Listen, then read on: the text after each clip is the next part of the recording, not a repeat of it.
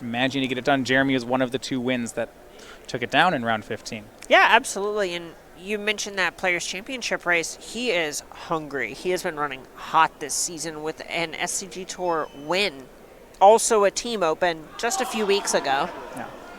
We look at our other matches. Ely Kassis versus Lee Mcleod. Chargetron, huge fan. 4-main deck Karn the Great Creator against 4-color Urza. I'm a big fan of that too. Yeah, if you're an Ely seat, you've got to be worried about what are effectively main deck Stony Silences. Right.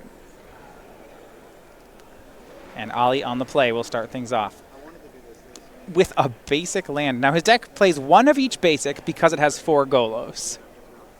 Of course. Meanwhile, Jeremy can try to shut down this fanciness with just some honest red cards.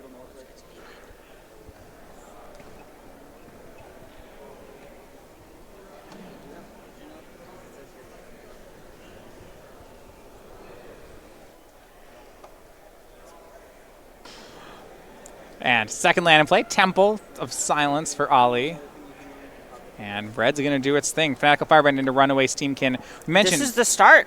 yeah, spells that cost less than 5 for Ollie. We have 4 Growth Spiral, 4 Teferi, 4 Elvish Reclaimer, and then it's Circuitous, 4 Circuitous Route, and 1 Drawn from Dreams, and that is it. Everything else is 5 or more mana. And Ollie here has one of those Teferis to return the Runaway Steamkin to his hand, hoping to basically just build a time lock. Yeah, draw a card, build a Time Walk, that seems great.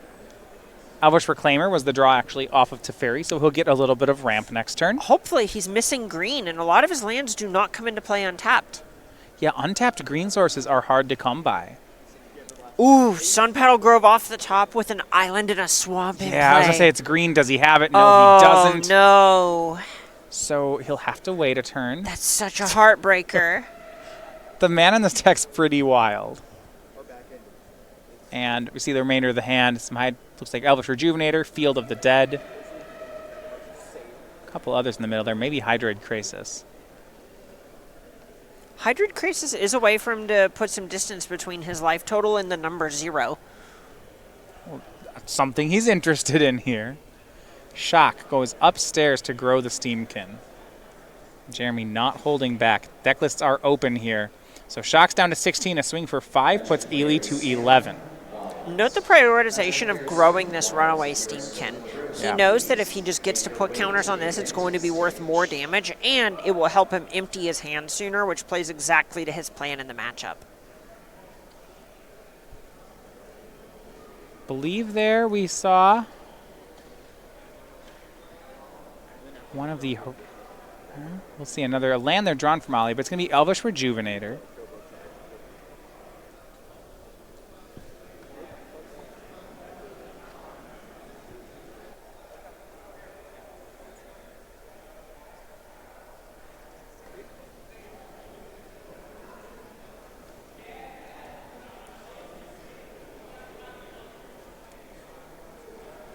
So Rejuvenator, Ollie going to make a choice here. He's got to stop the damage somehow. Thornwood Falls as the find. That one actually gains a life, so that plays some here. And there's Temple of Epiphany, the Scry land for Ollie. Scry's to the bottom. He's got to try to stay alive. Yeah, a lot of what he's going to be looking for are ways to power out this Hydroid Krasis, maybe even Agent of Treachery to steal Runaway Steamkin, get a little bit of pressure off of him. 11 is not that scary of a life total. All right, Fanatical Firebrand shoots down the blocker.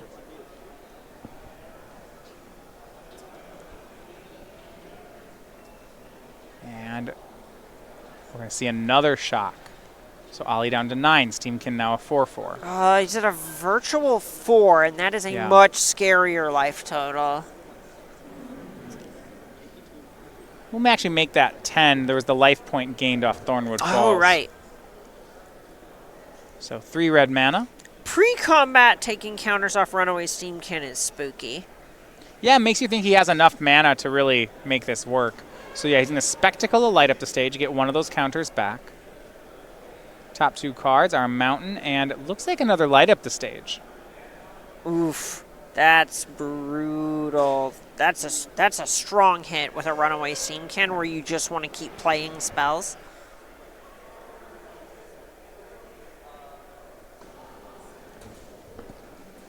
So it looks like actually correction on the life total is going to be at 7. Is that 2 lightning strikes? If it is, I think we're going to the next game.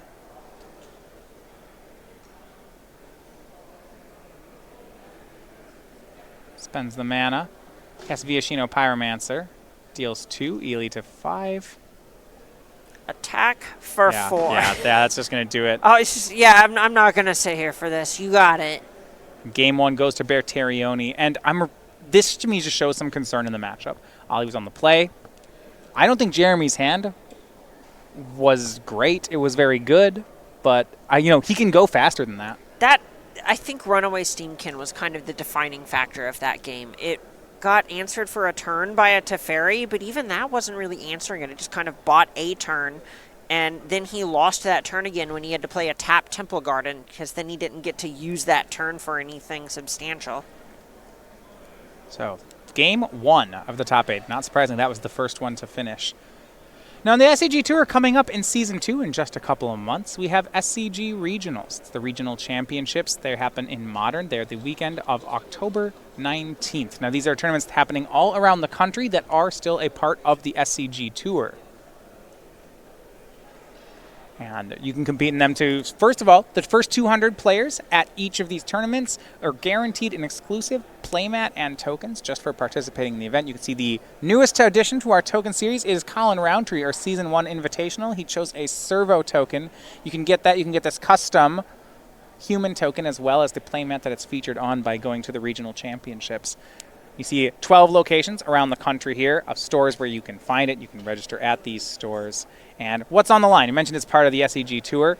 We have, well, first of all, 8 invitations to SCG Con Winter on the line for anyone making the top 8. On top of that, we have cash prizes being paid out all the way to the top 32, as well as SCG points to every person in attendance, which can help you earn buys and qualifications on the SCG Tour. Yeah, there's a point where if you've been able to do well in some other events, maybe you haven't quite broken through yet, a top 16, those 6 points, that's halfway there. All right. StarCityGames.com/regionals. You can find a location near you and register for the event. Jeremy's teammate Collins Mullen also picking up a win just a couple minutes ago. That's the type of matchup that Teamer generally wants to play against, but pre-board things can be a little shaky if you draw too much of your creature removal, for example. But if you can find a bunch of soft permission, surgical extraction, and so on in the post-board games, it's going to be better for the Delver strategy.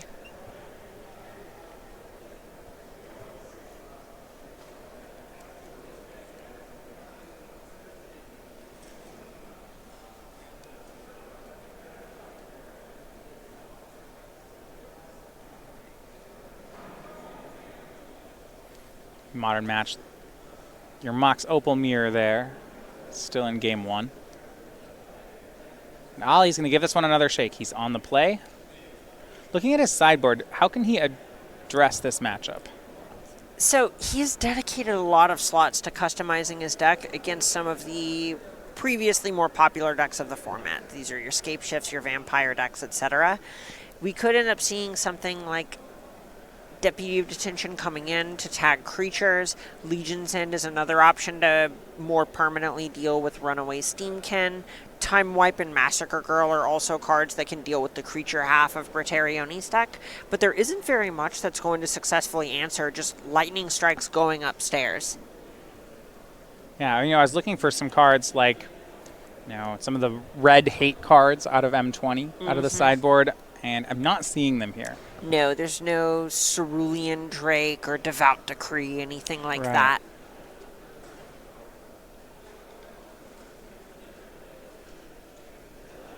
Yeah, again, the sideboard, just like the main deck, the sideboard is mostly cards that cost 5 or more mana. Yeah, and this is just to make sure whenever you are ramping into your big card and you dedicate so many cards to ramping, you don't end up in a spot where you've ramped into something that isn't good in the matchup. He wants to make sure that his payoff cards are going to be good enough, and it's kind of biting him in this match. Now, on Jeremy's side, do you go toward Blood Sun? Ollie, it's interesting, right? He's a deck that plays Field of the Dead, but he is not Scape Shift. Right. So this is the spot where it's going to be tough and come down to what Bertarioni wants to be doing in the matchup. In his position, I'm not sure that I would be looking to change too much of what I'm doing. Maybe customize some of my threats a little bit. Something like Tybalt, Rakish Instigator can affect Hydeward cases in such a way that that could be a good thing to be doing. But other than that, it feels like your game one plan is just going to be good enough a high percentage of the time.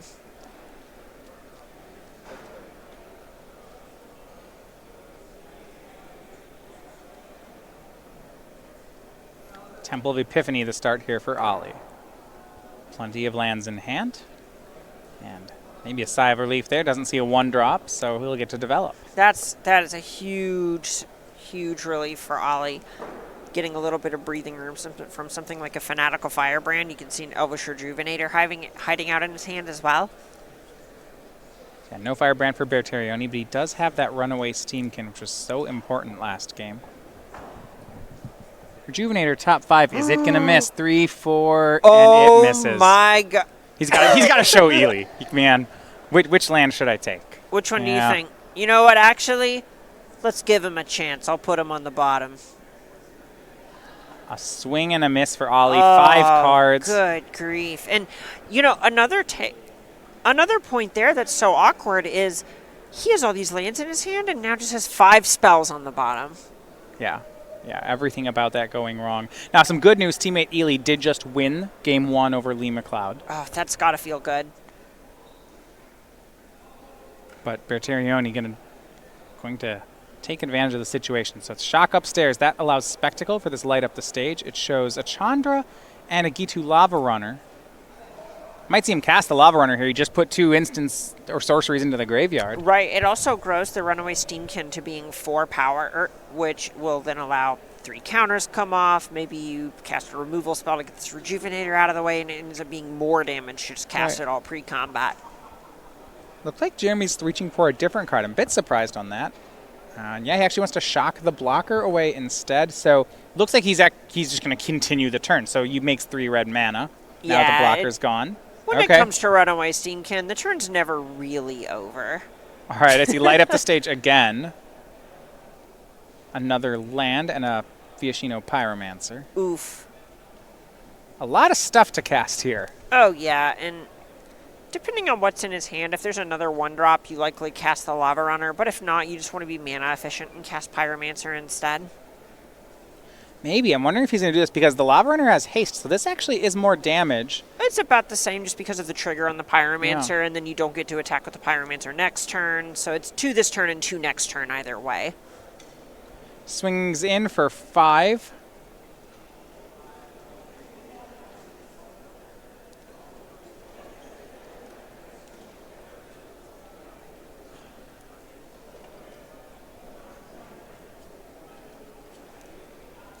And Ollie takes the hit.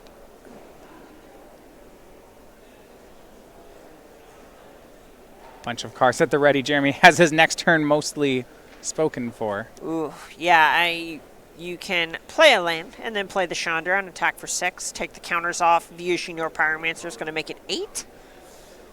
Yeah, Ollie right now his best play in hand is Hydroid Krasis for 1. Which he has to shock to do. That doesn't help. You only pay 1 life for this play instead. That's what he'll do. Goes down to 13. Draws a card, gains a life. And see, the nice thing here is if he gets a chance to block the Runaway Steamkin before Bertarioni uses it for mana, then the Steamkin will die if it has 2 damage on it, and then Bertarioni uses it for mana. So it is possible that this gives a window to buy Ollie some time here. Right.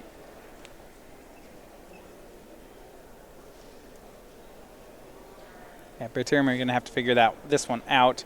Now, if he has a shock, none of this matters. He'll be able to cast everything.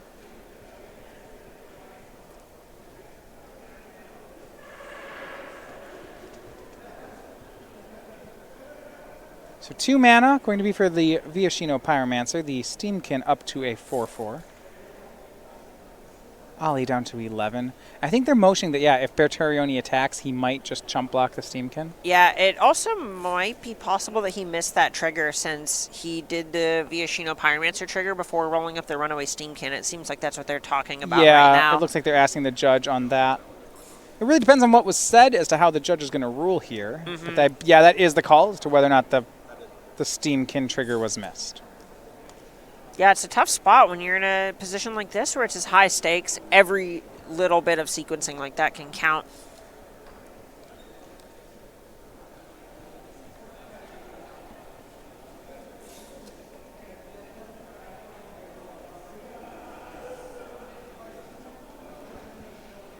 So one of the things that Ollie could have happened to get back into this game is if it turns out the other cards in Bertarioni's hand, rather than being burn spells, are more creatures, and Ollie has the ability to cast something like Time Wipe next turn, and then can actually just reset an almost clean battlefield and then maybe find a way to deal with this Chandra. Obviously, the Chandra is going to have the ability to draw some cards in the meantime, but if he has a way to just kind of mop up what's happening and the pressure that he's under right now, his spells are going to be more powerful than Bertarioni's. He really does need that sweeper, though. Time Wipe, you mentioned, that's in his deck. His other sweeper, his main deck sweeper, is Massacre Girl, which I don't believe we have any black mana in play yet, so that one's offline. Right, really would be looking for that Time Wipe. It's possible if he's an untapped black source, he could play something like Yarok, which is a lifelinker. It is a 3/5 with lifelink for 5. Have lifelink. So, you know, we joked a little bit earlier about that being a little clunky, but a 3/5 with lifelink is pretty respectable against a red deck. Yeah, she has trouble answering a card. That 5th point of toughness means even Lava Coil can't help it.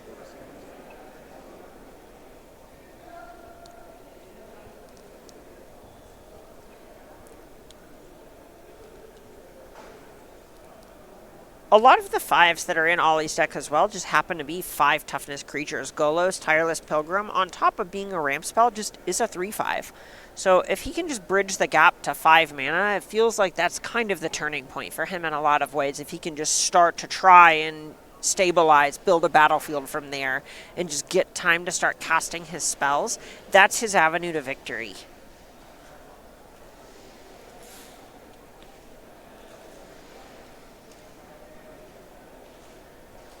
Looks like the ruling has been that it is out of order sequencing. See if that ruling stands.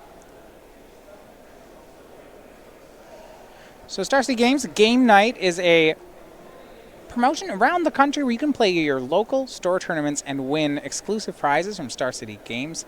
You get the creature collection, tokens, and sleeves just for playing. Right for August, that means it's going to be the 2/2 night token of the Gruff Champion. You can find the location near you at starcitygames.com/game night.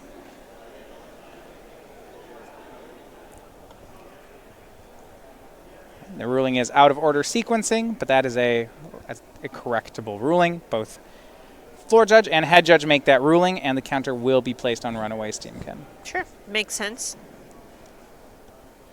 So 3 red now in the pool for Jeremy Bertarioni. He will cast that Chandra Fire Artisan and get one of the counters back on to Runaway Steamkin. In the words of Chandra, let's light it up. +1. Chandra exiles the top card of the deck, so an experimental frenzy. He's not going to be able to cast that one. I think he'll find a way to power through this incredibly trying time.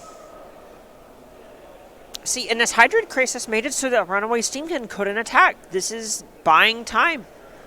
That's honestly what Ollie needed that card to do. Attack traded with the Crisis. So Ollie gets to untap with 11 life here. Not doing too bad.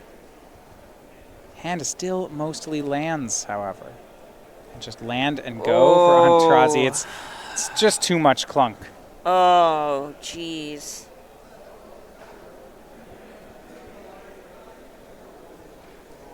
And top card. Well, Chandra Fire Artisan is light up the stage. Does not want that, so he casts Runaway Steamkin, Viashino Pyromancer. Oh, that's going to enable the Runaway Steamkin and the light up the stage.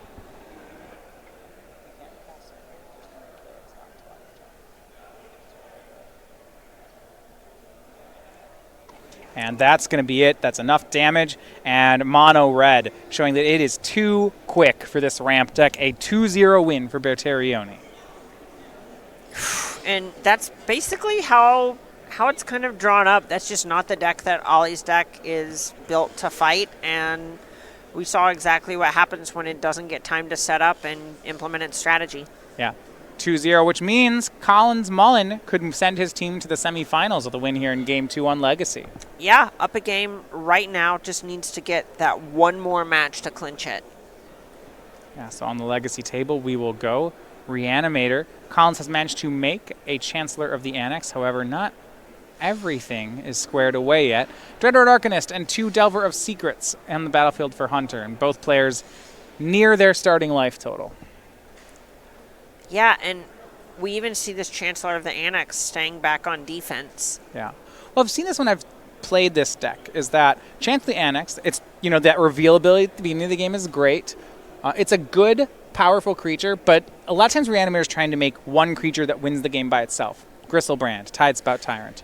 Chancellor of the Annex oftentimes does not do that. Correct. This is the type of effect where it can kind of just sit back as a 4/6 on the battlefield that slows Hunter down enough and makes it difficult enough for Hunter to interact that Mullen will get a chance to put another big creature onto the battlefield. And at the point when a 7/7 lifelink creature like Gristlebrand gets to start attacking, that's when there's a nail in the coffin and Nance can no longer win.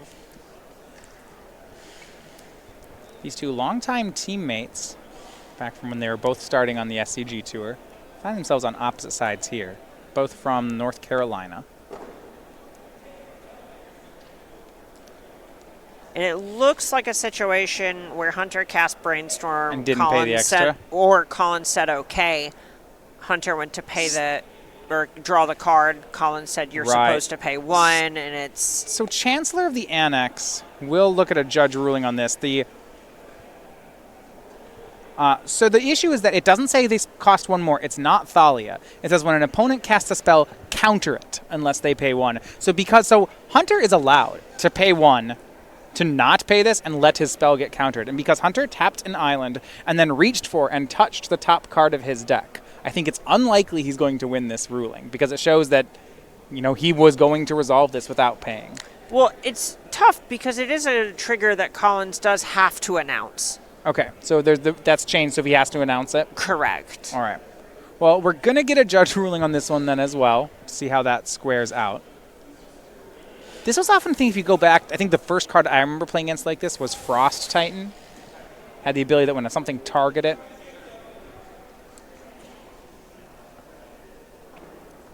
So, and the Frost Titan had the original one that, when you target it, your spell would be countered unless you paid 2 more. And correct. You had some pretty brutal games which could result from that. Yeah, that was back towards the end of sort of the wild west of PTQ days where it almost felt like trying to just maneuver your rules knowledge around what your opponents could do. Yeah, and sometimes there was no coming back. Like, say if your opponent cast Mind Control on your Frost Titan, and if the Mind Control player just didn't have 7 mana, they didn't get the Mind Control back, it would get countered. Yep, absolutely. And that, I think, today would still happen. Now, if they had the 2 mana, the rules on that one have changed. Exactly. That's where things get a little bit fuzzier, and that's why we're seeing this judge ruling down here at the table. Yeah, the judge has ruled that the trigger is still on the stack. I believe, and we'll get here, that you mentioned the ruling is that they have to announce the Annex trigger. Exactly. Yeah, it is clear, this because Collins, and you see Hunter saying this, he touched his deck, that Hunter had forgotten about the ability. But if Collins didn't announce it, the game might be rewound so that Collins announces it and Hunter gets a chance to retake the decision. Exactly. It could come down to that. It could just look like Mullen missed the trigger, and that's what Nance is trying to argue. It's really, without us having the table mic'd, it's really muddy. Yeah, there's a few ways the judge could choose to resolve this, and it really depends on what the players said in the situation. Correct.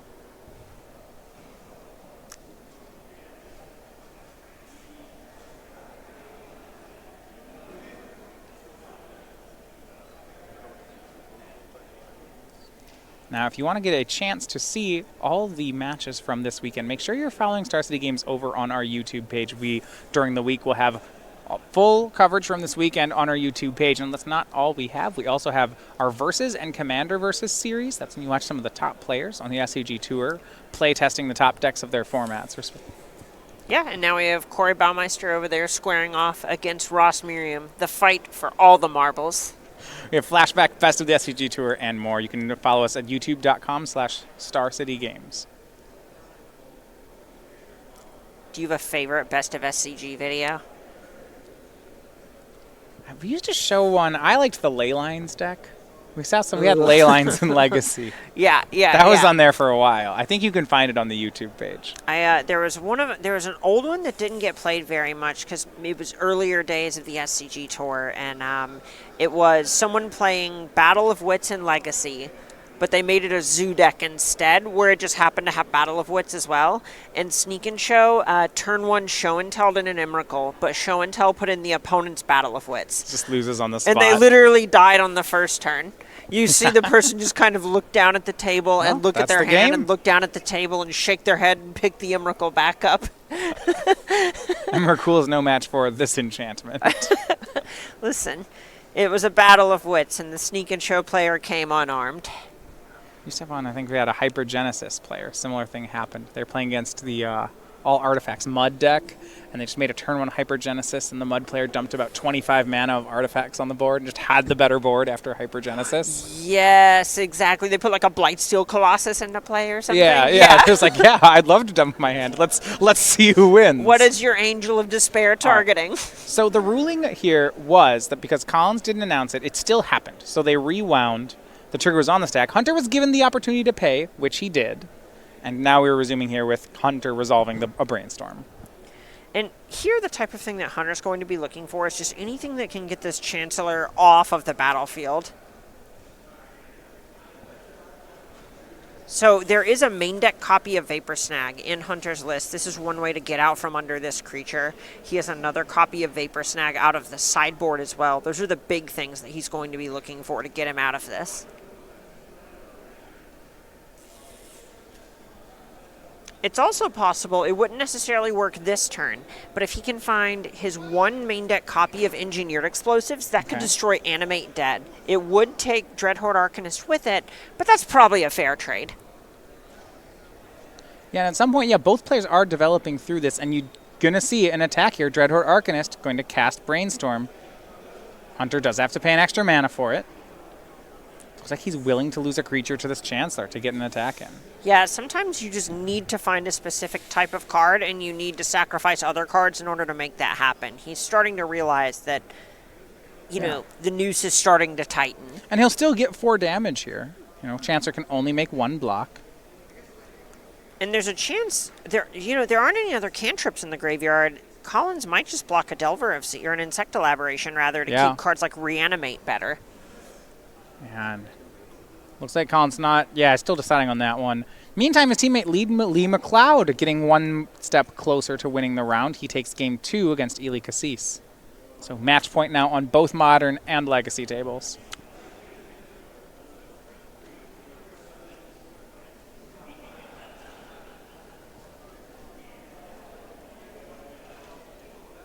Looks like the block was on the Arcanist. Collins decides to take full 6 here to get that Arcanist off the board.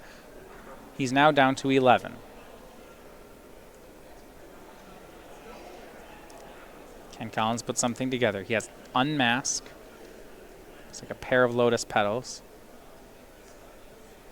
Maybe it's go time. I think I might have seen a bunch of Delver of Secrets hanging out in Hunter's hand, so if he can just play all of those, that can get around a Chancellor. Unmask from Collins. He exiles Dark Ritual to cast it. We see Force of Will, another Delver, looks like a True Name Nemesis, and Narset? Narset, I think, is the card hiding out there, yeah.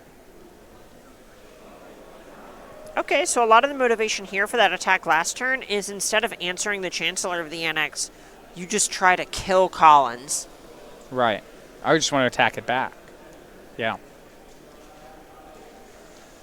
Yeah, there's no way in hand to answer it right now, especially with something like Delver True Name as your next turn. Exactly, and when you know you're effectively brainstorm locked and you know the top 2 cards of your deck aren't going to be good enough, you just have to find a way to do it. But this is scary. Collins leaves all the creatures and takes the Force of Will. No, yeah. You can just find a reanimation spell. That's probably going to be enough. There's an Iona hanging out in graveyard. That'll lock all of Nance's spells out by naming blue. Yeah, we see Faithless Looting here from Collins. Did he find one?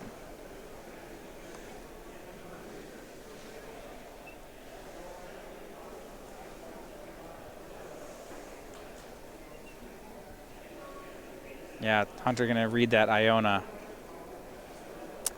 That's a hard one. And it looks like there's a reanimate in Collins' hand. Is there a risk? I mean, you go down to... Iona costs 2. 9, right? All of a sudden, you can't actually attack. Yeah.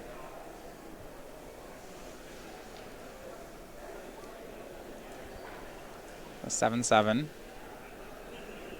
Right, so the problem is that Collins will get the Iona, but Collins actually can't attack then, can he? Attention players, Ultra's Graphite Shark will be heading out. He has to decide if that's how he wants to move forward, or does he want to wait for Gristlebrand? Or if you want to stop. Oh, or he just has Exhume. That's fine, too. Okay, all right, hey, that makes this a lot easier. Graphite Shark will be heading out. So Exhume, Dreadhorde Arcanist for Hunter, but a Iona for Collins. Ooh, and, you know, the downside here for Nance, on top of getting all of the cards in his hand locked out, right? His way out from under these big creatures is just Vapor Snag, and these are open deck lists, which means that Collins knows. Yeah. This is really bad for Nance.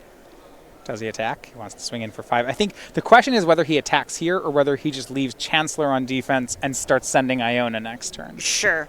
The attractive thing about attacking here is you can put it. Basically, it changes the clock over the course of the next couple of turns. So Hunter takes it, goes to 13. Now, Collins only has 11 power in play, so he can't start forcing chump blocks just yet. Correct. But he does want to apply some sort of pressure. He knows that Nance is brainstorm locked here, and you want to keep it that way. And yeah, Hunter, no way out. He extends the hand, which means Lee Mcleod, Collins Mullen, and Jeremy Bertarioni, they will take the match in Legacy, they took the match in Standard, and they will move on to the semifinals. Yeah, and, you know, we've just been seeing this from this Reanimator deck and this Mono Red Aggro deck all day. Those decks have looked great. The Rakdos deck, lots of benefits from the London Mulligan and everybody trying to out-fair fight each other. Mono Red, people forgot about Mono Red, and it does well the next tournament. Tale as old as time. So, convincing show for them. Congratulations then to Hunter, Ely, and Ollie on the top 8, but that will be the end of their tournament. Yeah, and, you know, that's a perfectly respectable finish. This is a very strong field. Just look at the top 8. So many names.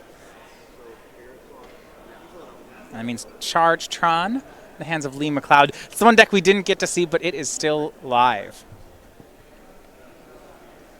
All right, so with that, the number 6 moves on with Mullins, Mcleod, and Bertarioni. We have some other results here as well, which I believe are starting to come in. I believe we have the team of Rogers, Kulik, and Azuelos, it looks like, picking up a win. Yep, that's what I'm getting over here. Yeah, that is over the team of Brixa, BB, and Barrich. So for Erin, it's not going to be...